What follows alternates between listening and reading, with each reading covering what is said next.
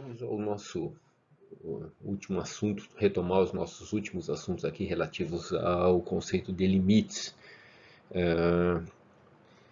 Bem, então, lembrando sempre, né, o que a gente começou a estudar aqui? Nós começamos a estudar primeiro o conceito de função, lembrando que uma função é uma lei que leva aí um conjunto de números a um outro conjunto de números, ou seja, dado um domínio, né, a função pega alguns números do domínio e resultam, através de uma equação, em outro número, e este outro número pertence a um outro conjunto que a gente chama de imagem.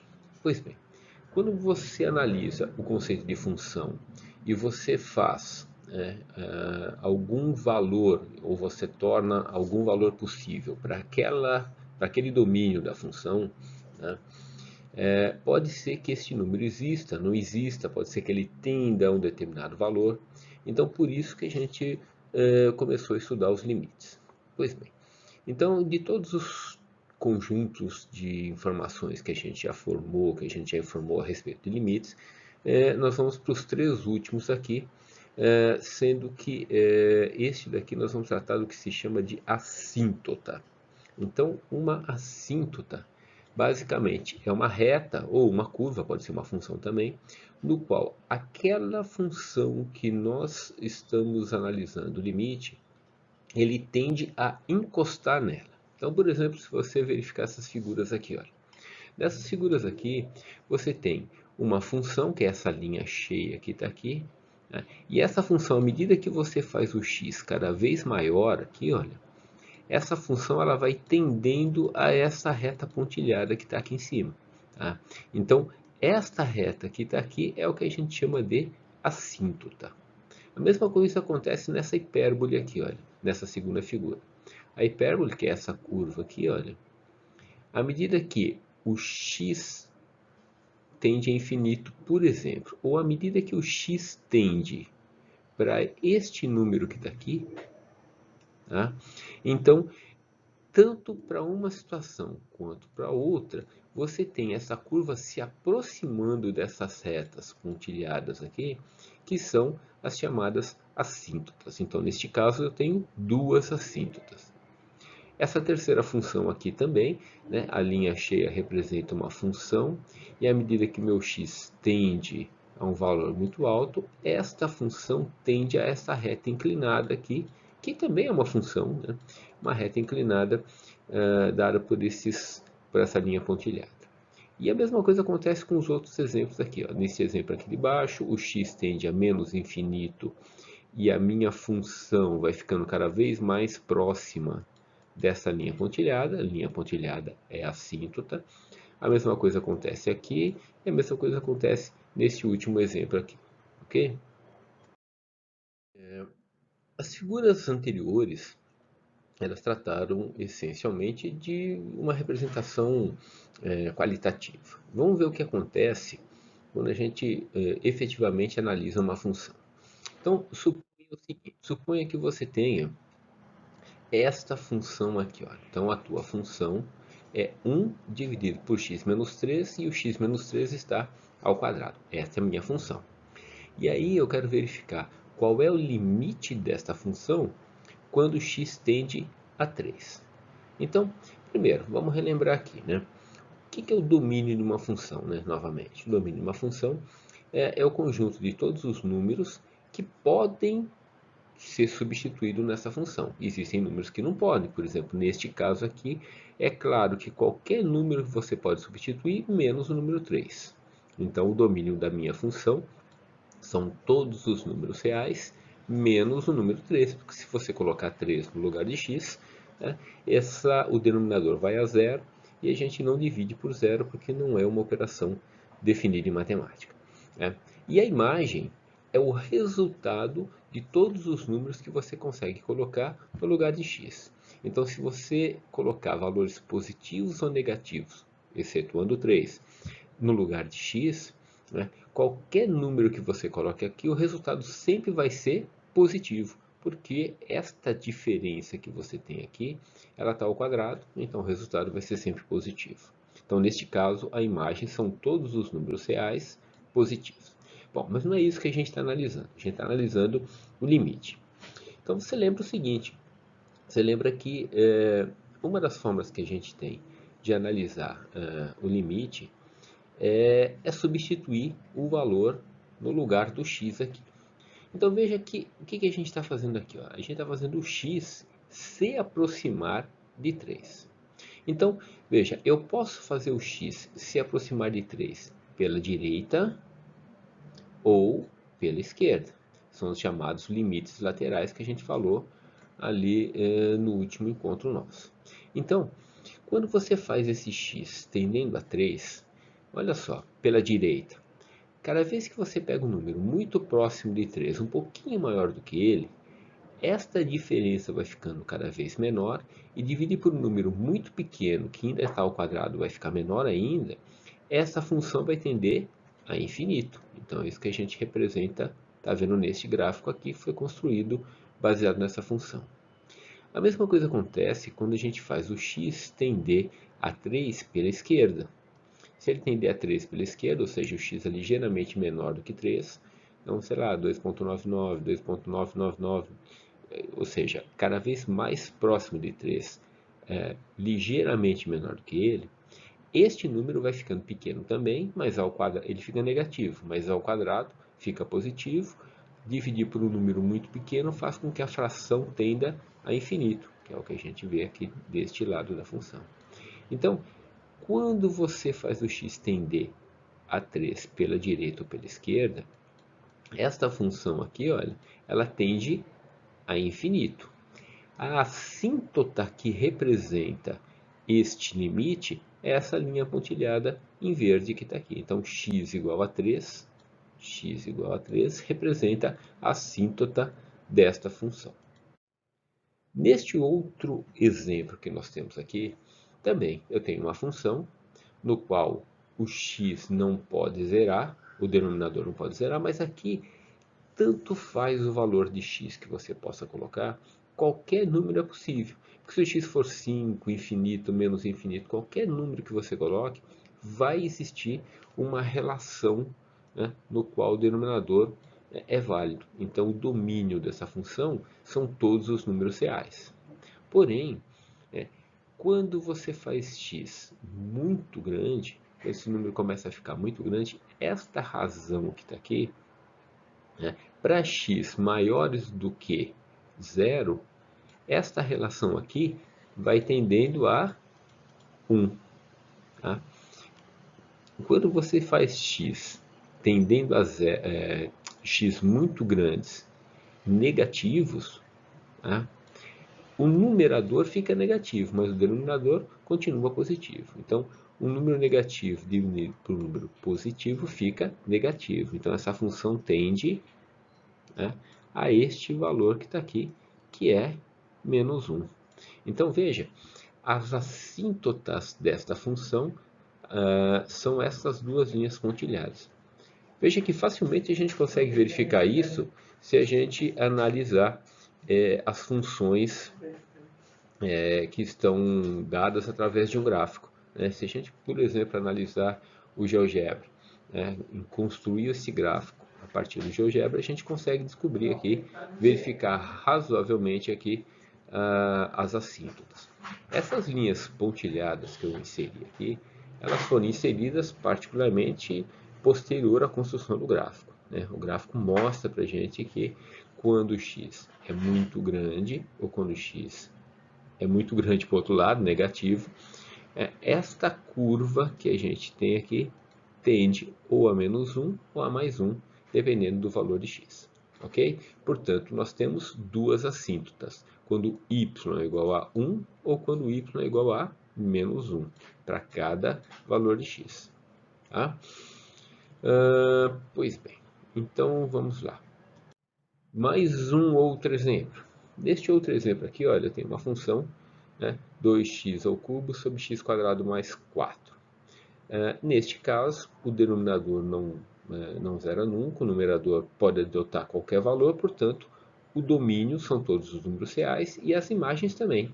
né, qualquer resultado, qualquer número real que você coloque, vai obter um resultado real também. Então a imagem são todos os números que você pode colocar aqui, esse é o domínio, e a imagem são todas as respostas que você obtém com f de x.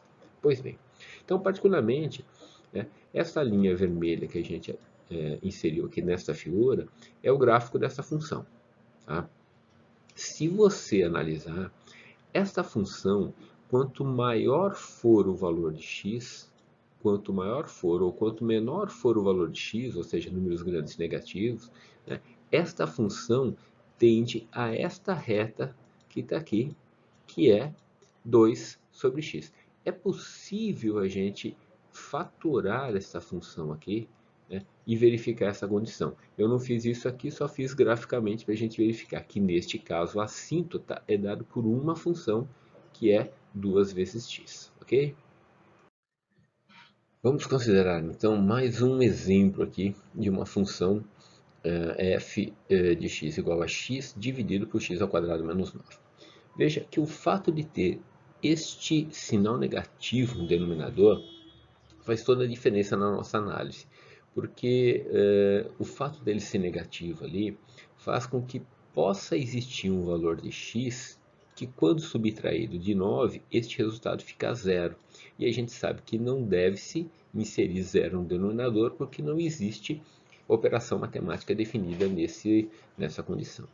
Então, por conta disso, né, se a gente colocar, dizer que x ao quadrado menos 9 tem que ser diferente de zero, isso resulta que x tem que ser diferente de 3 ou de menos 3. 3 porque se você colocar 3 ao quadrado menos 9 dá zero. E menos 3 porque se você colocar menos 3 ao quadrado também dá 9. Menos 9 dá zero. Então, independente disso, né, que foi a análise que a gente fez, de domínio e imagem, né, nós temos todos os números reais podendo ser utilizados como domínio, menos o 3 e o menos 3. Particularmente aqui, olha, né, se você construir os gráficos dessa função, você vai verificar que quando x for maior do que 3, ele me dá essa curva aqui da direita. Quando x for menor do que menos 3, ele me dá essa outra curva da esquerda. E quando x estiver entre menos 3 e mais 3, ele me dá esta curva central que está aqui. Pois bem, esta linha que está aqui é exatamente a assíntota representada por menos 3. E esta linha que está mais à direita aqui, essa linha tracejada, é exatamente a assíntota representada por x igual a 3. Então está aqui mais um exemplo de assíntota. Nesse problema aqui, ele já está resolvido aqui, ele aparece como exercício, mas ele já está resolvido. É uma função cosseno ao quadrado de x sobre x ao quadrado. Então veja que essa função ela admite qualquer valor de x menos zero, porque se você colocar zero no lugar de x, você vai estar dividindo por zero. Logo, quando x tende a zero pela direita ou pela esquerda, né, este denominador aqui tende a zero, portanto a razão tende a infinito. Logo, a minha assíntota é exatamente esta linha que aparece aqui, que eu estou pontilhando agora, para x igual a zero. Isso daqui é que é a minha assíntota. Neste outro problema aqui também, eu tenho uma função que é tangente de x menos x dividido tudo por x ao cubo. Né? Então a gente sabe primeiro que se você fizer um diagrama desta função, tá? Os gráficos, né, o diagrama dessa função aparece exatamente estas curvas que estão aqui. Tá? Isso aqui, essa curva aqui está associada à função tangente. Né? Cada vez que eu subtraio de x, ela corre para a esquerda ou para a direita, dependendo do valor de x. E para um determinado valor de x aqui, ela tende a obter-se esta curva central que está aqui. Então, olha só, quem são as assíntotas aqui? As assíntotas são exatamente essas linhas que delimitam uma curva em relação à outra. Então aqui eu tenho uma assíntota, aqui eu tenho outra, aqui eu tenho outra assíntota, tá? Aqui onde eu estou pontilhando tem outra assíntota. Então essas são as assíntotas que a gente consegue analisar graficamente, tá certo? E mais um último exemplo aqui, mais um próximo exemplo. O que acontece para essa função seno de π dividido por x? Bom, o seno de π dividido por x é essa função esquisita que está aqui. Tá? Quando x vai tendendo a zero, essa curva aqui que a gente está vendo aqui, ela vai ficando cada vez mais próxima uma linha da outra, né, até tender um conjunto infinito de linhas aqui no centro. Mas não é isso que a gente está analisando, a gente está analisando a assíntota. A assíntota ela é a seguinte: quando x tende, né, a cada valor de número aqui, esta função tende essencialmente a y igual a 1 ou y igual a menos 1. Então as assíntotas aqui, olha, são exatamente essas funções.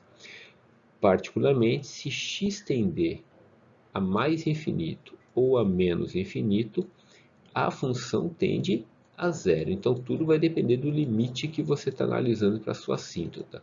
Se você estiver analisando x, o limite para x tendendo a mais infinito, a assíntota vai ser esta linha pontilhada para y igual a zero.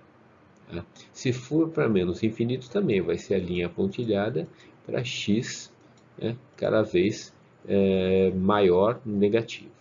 Agora, se você estiver fazendo a assíntota para x tendendo, por exemplo, a menos 2, o valor tende a menos 1, portanto a assíntota muda. Então, a análise, né, da assíntota, ela depende do limite que você está verificando, para onde que o seu valor de x está correndo. Pois bem, existem diversas funções importantes dentro da engenharia, da física, da arquitetura, que são funções que aparentemente resultam em determinações se nós formos analisar os seus limites para determinadas situações. Uma das funções importantes aqui é denominada de limite fundamental da função seno de x sobre x. Veja que se você colocar x no lugar, 0 no lugar de x nesta função aqui, olha, seno de 0 é 0. E x igual a 0 vai ficar 0 sobre 0, que é uma indeterminação. Aí você fala, puxa, então esse limite não existe. Mas o fato é que esse limite existe e é possível provar isso daqui, inclusive. O limite desta função aqui é igual a 1. A gente não vai provar algebricamente o resultado deste limite, mas a gente consegue verificar isso facilmente, né, se a gente construir o gráfico. Né? Daí a importância da gente saber mexer com um programinha gráfico aí. Se você usar o GeoGebra para construir este gráfico, você vai verificar que esse gráfico é essa curva que quando x tende a zero aqui, olha, pela esquerda ou pela direita, essa função tende ao valor de 1. Então, muito embora a substituição direta seja aparentemente de uma indeterminação 0 sobre 0, seno de x sobre x para x tendendo a 0 é igual a 1. Então, este é um limite que é denominado limite fundamental, porque em algumas condições matemáticas, essa expressão é possível de se obter. Né? E a gente fica pensando, mas aonde que eu vou usar uma situação dessa? Para você ter uma ideia, em situações envolvendo a transferência de calor, por exemplo, que está associado essencialmente ao, por exemplo, conforto térmico de uma sala, algumas soluções matemáticas para comportamento de calor sendo transferido resultam em funções seno e cosseno. Em algumas situações, pode ocorrer de você chegar num limite fundamental como este aqui. E aí, saber que isso existe, que vale 1, ajuda muito na hora de se resolver o problema. Existe um outro limite fundamental bastante importante aqui também, que é um número que aparece em um sem par de exemplos e resultados obtidos em engenharia, que é o chamado número de Euler ou número de Neper. O número de Euler ou número de Neper é aquele que a gente representa pela letra E. Tá? Então, ou o número neperiano, né? O pessoal costuma chamar de número neperiano. Então, o E, né? Ele é um número que se deu essa determinação em homenagem ao Euler, né? Se bem que o Neper também já havia, são dois sujeitos diferentes, ele já havia também chegado a esse número. Ele resulta de um limite. Se você pegar 1, somar com 1 dividido por x, e pegar este conjunto inteiro e elevar a x, se você fizer x tender a mais infinito, ou fizer x tender a menos infinito, o resultado dessa operação chega em um número que é uma dízima, ele não é uma dízima periódica, é um número, na verdade, aqui irracional, né, no qual o resultado dá 2,71828, é um número com infinitas casas, tá, que a gente normalmente utiliza como 2,718, e é um número extremamente importante dentro da matemática, denominado de Neper ou número de Euler. Tá, então é outro limite chamado de limite fundamental. E ainda temos um outro limite fundamental aqui importante. Existem outros limites fundamentais importantes, mas esses três são os principais aqui para o nosso intuito, né, que é o limite da função a elevado a x menos 1 sobre x, aonde o a é um número inteiro, né, qualquer, né, é um número qualquer, não é um número inteiro, é um número qualquer, né, de tal forma que se você fizer o a tender a zero, ou x tender a zero nessa função, qualquer que seja o valor de a, tá? Quando você tem um número elevado a zero, qualquer número elevado a zero dá 1, 1 menos 1 dá zero. E se o x tender a zero, o denominador também dá zero, chega-se a uma indeterminação.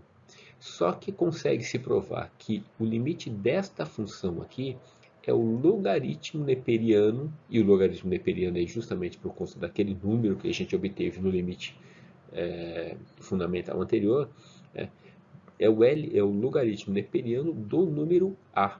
Então, se você chegar numa expressão como essa, para x tendendo a zero, o resultado disso é um número, é exatamente o logaritmo neperiano de a.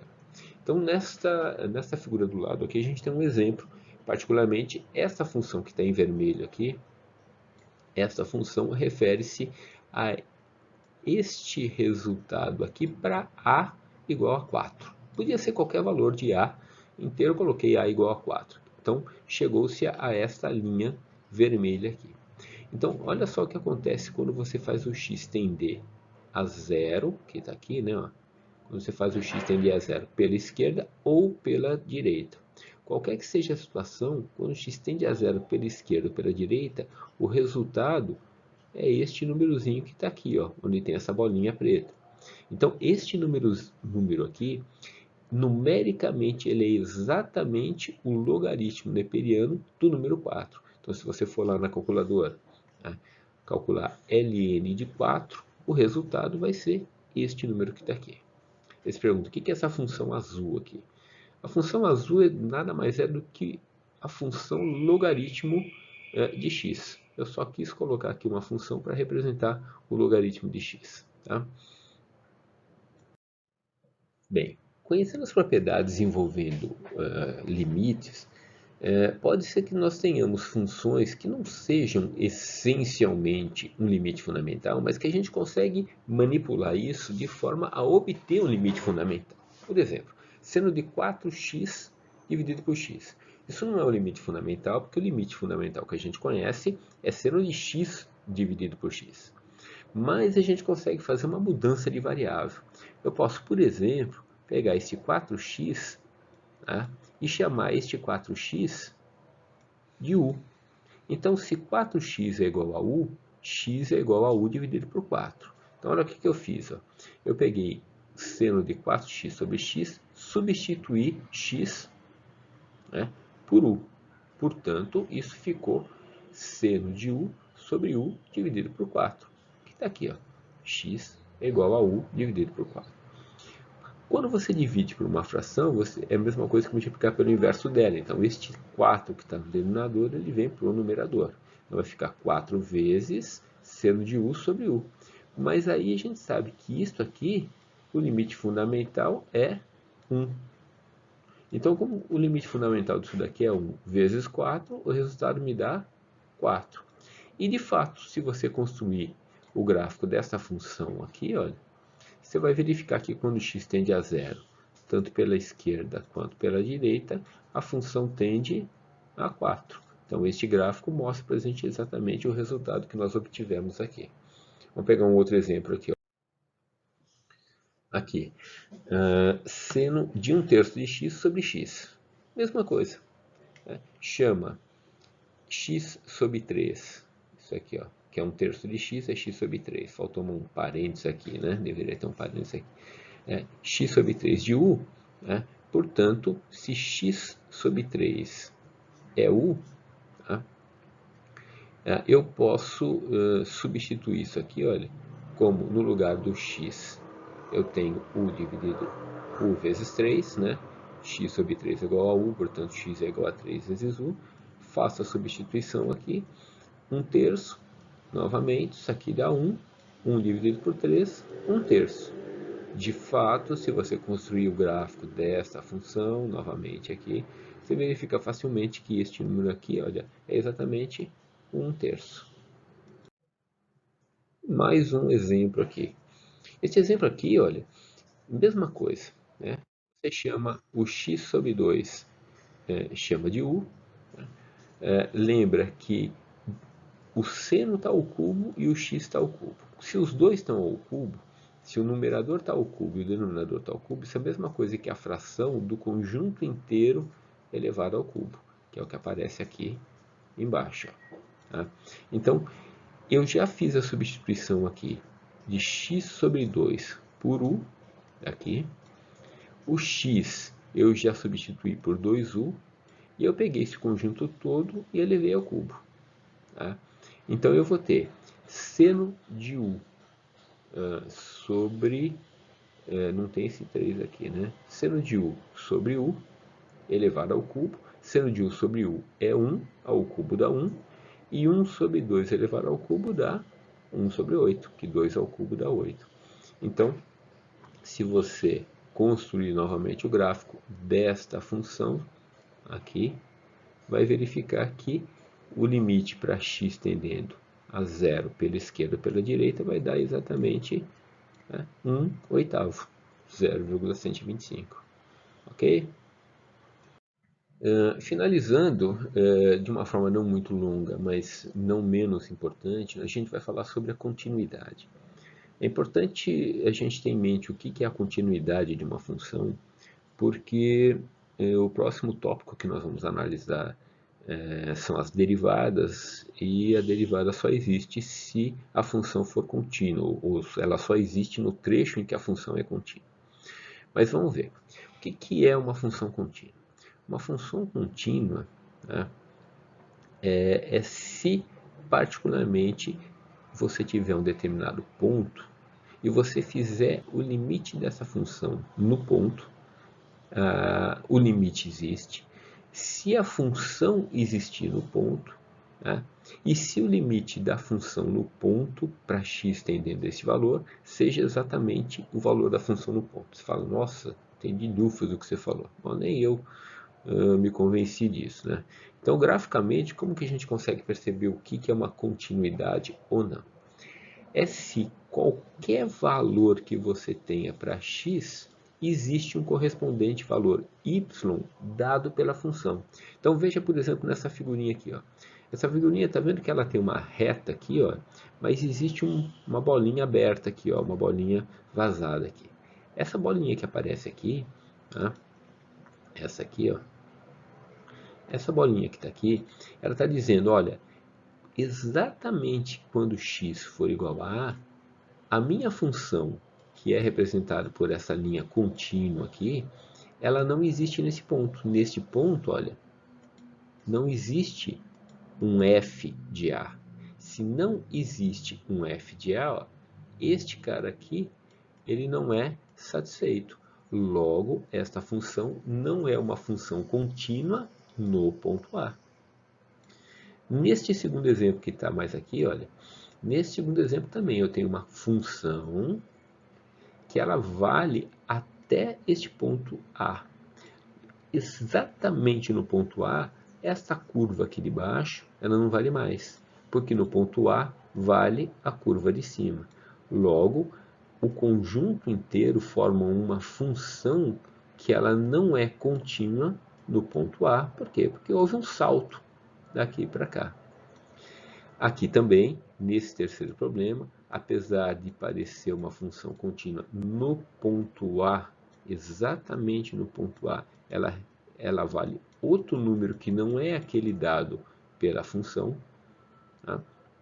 E aqui também, como existe uma assíntota, exatamente no ponto A, essa função não é definida. Tá? Então, uma função é definida se você tiver estas três condições sendo satisfeitas simultaneamente. Além disso, é importante a gente saber o seguinte: se você tiver duas funções e se ambas forem contínuas no ponto A, então algumas propriedades são importantes. Por exemplo, a soma das duas funções continua contínua. Então, se o f é contínuo em A e o g é contínuo em a soma das duas também é contínua em A. Tá? A mesma coisa acontece com a subtração. Opa, tem um sinal aqui, isso aqui é menos. Né? O produto continua sendo contínuo e a razão também continua sendo contínua. Tá? Lógico que o denominador não pode ser zero. Tá? Então, g no ponto A não pode ser zero, porque senão não existe operação matemática. Ok? Então, a continuidade acaba sendo uma condição importante para o próximo assunto que a gente vai ver, que são as chamadas derivadas. Bom, o conjunto de assuntos envolvendo limite, ele é bastante extenso, né? E ele é, digamos, preparatório para o nosso assunto próximo, que são as derivadas, porque a derivada, muito embora nós vamos verificar que existem digamos, operações bem definidas para cada tipo de função no qual a gente consegue obter esta operação matemática chamada derivada, todas elas foram obtidas, elas foram resultantes do cálculo de limites. Tá? Então, lógico que a gente não vai se preocupar com isso, mas é importante a gente ter uma ideia de que todo o conjunto de operações posteriores que nós vamos analisar são resultados de limites. Tá? Não que você tenha que fazer limites em todos os casos, mas essencialmente vão ser resultados de limites. Ok? Então, é isso.